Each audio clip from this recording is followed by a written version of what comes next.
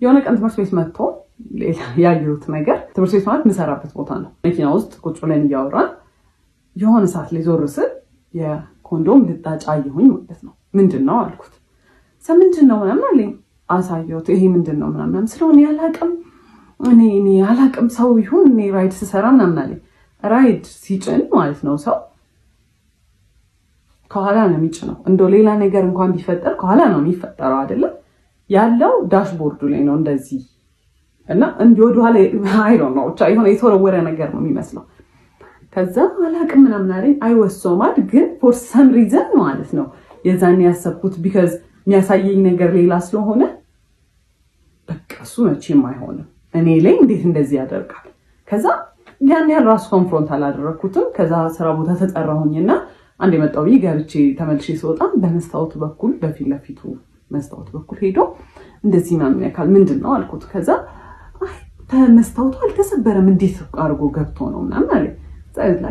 ይሄ ሰው የደደብ ነው እንዴት ነው በመስታወት ሰብሮ ሰው ይሄን የሚያስገባው ምናምን ብዬ I was hurt ግን አይ መቼም አይሆንም በቃ ዲና ያለ ይሄ በቃ እኔ ዩኒክ አይደለ እኔ መቼም ሳይደረግብኝ ብዬ ነበር ማሰብ for some reason። ከዛ በኋላ አየሁኝ። ከዛ ገባሁኝና ስራ ቦታ I cried። ከዛ ዋትስአፕ አለኝ የሆነ ሰውዬ ነበር። ከዛ ስነግረው ያለኝ ማለት ነው አትሊስት ራሱን ፕሮቴክት እያደረገ ነው ያለኝ ማለት ነው። ከዛ ወስሮም ምንድነው ደግሞ ምናምን የሚለው እኔ የፈለኩት አይሆንም አያደርገውም ምናምን ነው እንጂ ያንን ኤክስፔክት አላደረኩም። ከዛ እንዳልኳችሁ I was so stupid በስትክክል እንኳን ሳናወራበት በቃ አለፍኩት ማለት ነው። በስትክክል እንግዲህ ሳይን እየሰጠኝ ነው ይሄ ሰውዬ።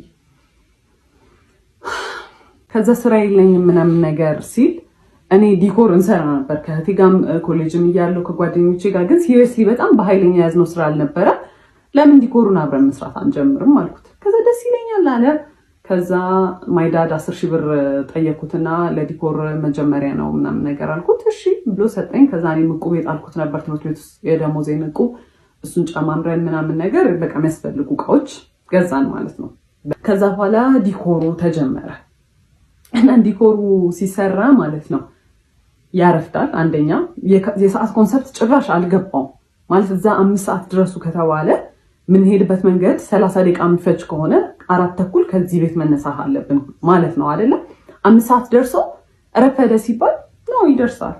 አረ እንደርሳለን 5 ሰዓት እንደርሳለን 5 ሰዓት ነው አሁን ስትይ አላ ላይክ እኔ እንደ ክሬዚ በቃ ስራው ላይ በቃ ሁሌ ኦን ኤጅ ነኝ። በቃ ረፈደ። ከዛ ከሰዎቹ ጋር ነኝ ኮሚኒኬት ያደረኩት ፖስት ማደርገው ነኝ ነበርኩኝ ምናምን ከሰዎቹ ጋር ማወራው ነኝ። ስለዚህ ነኝ ሪስፖንሲብል።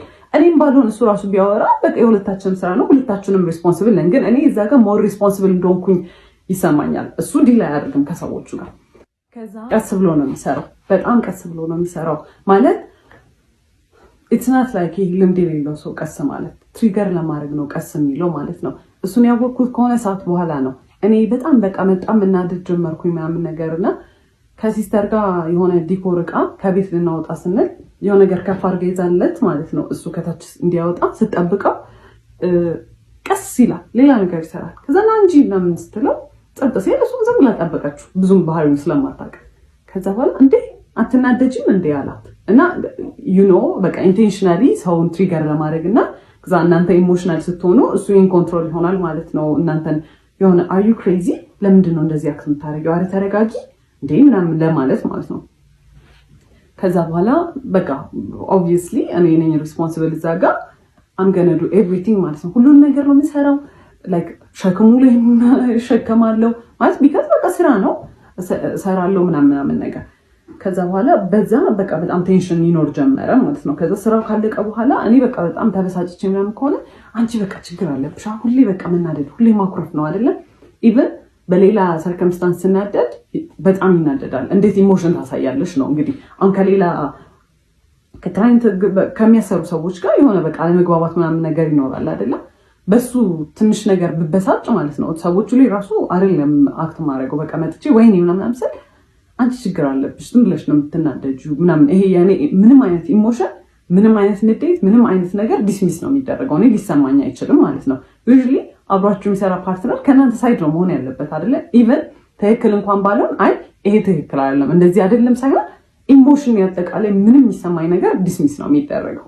ከዛ እሱን እያየሁ መጣሁኝ።